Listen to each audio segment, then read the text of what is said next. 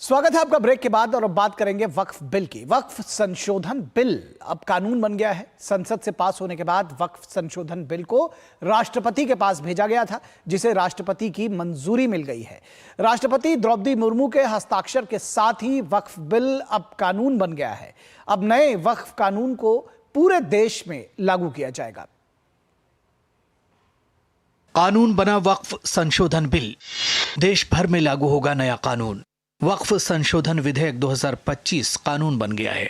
Marathon बहस के बाद संसद के दोनों सदनों से पारित विधेयक को राष्ट्रपति द्रौपदी मुर्मू ने शनिवार देर रात मंजूरी दे दी। इसके साथ ही राष्ट्रपति मुर्मू ने मुसलमान वक्फ निरसन विधेयक 2025 को भी अपनी स्वीकृति दे दी।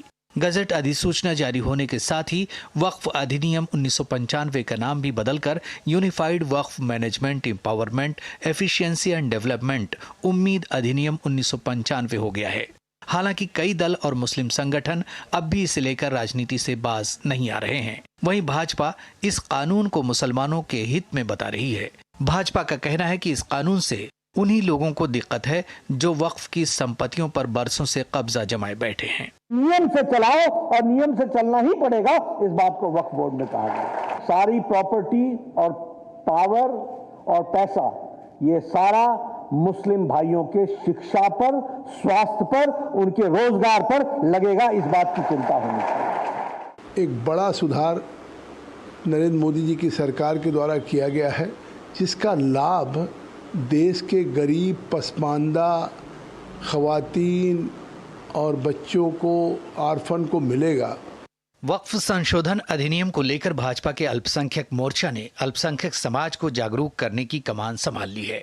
वहीं उत्तराखंड में पसमानदा समाज के मुसलमानों ने वक्फ संशोधन अधिनियम का समर्थन करते हुए वक्फ माफियाओं का पुतला जलाया और अधिनियम का विरोध कर रही राजनीतिक पार्टियों पर भी नाराजगी जताई।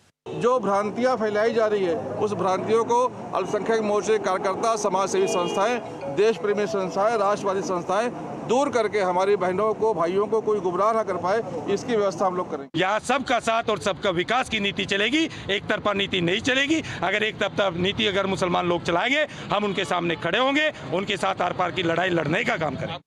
नए वक्फ कानून का मुख्य उद्देश्य वक्फ संपत्तियों का दुरुपयोग, पक्षपात और अतिक्रमण को रोकना है। सरकार का कहना है कि यह कानून मुस्लिम विरोधी नहीं है, बल्कि इसका उद्देश्य वक्फ संपत्तियों के सही प्रबंधन और संरक्षण को सुनिश्चित करना है। इसके तहत वक्फ बोर्ड में पारदर्शिता और कुशल प्रबंधन सुनिश्चित करने के लिए गैर मुस्लिम सदस्यों और महिलाओं को शामिल किया गया है। वक्फ संपत्तियों का डिजिटलीकरण, कलेक्टर को सर्वेक्षण का अधिकार और ट्रिब्यूनल के फैसले के खिलाफ हाईकोर्ट में अपील की अनुमति दी गई है। वक्फ संशोधन बिल को राज्यसभा में 128 सदस्यों ने समर्थन दिया था, जबकि 95 ने इसका विरोध किया था। वहीं लोकसभा में 288 सांसदों ने समर्थन में और 232 ने विरोध में वोट डाला था। इस कानून के लागू होने से वक्फ संपत्तियों के प्रशासन में जहां सुधार की उम्मीद जताई जा रही है, वहीं इससे वक्फ संपत्तियों की सुरक्षा और उचित उपयोग को लेकर नई दिशा मिलेगी। ब्यूरो इनपुट के साथ विक्रमजीत सिंह की रिपोर्ट, डीडी न्यूज़।